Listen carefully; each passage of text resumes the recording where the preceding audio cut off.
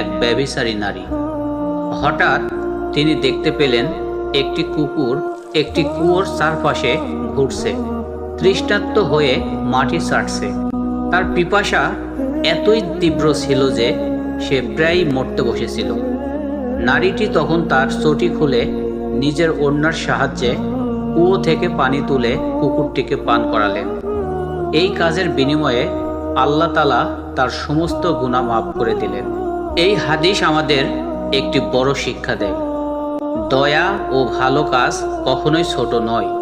একজন পাপী নারী শুধু একটি কুকুরের প্রতি দয়া দেখে আল্লাহর রহমতের অধিকারী হন। তুমি কি আজ কারো প্রতি দয়া দেখাবে, হোক সে মানুষ কিংবা পশু? আল্লাহর কাছে প্রতিটি দয়া, প্রতিটি ভালো কাজ মূল্যবান।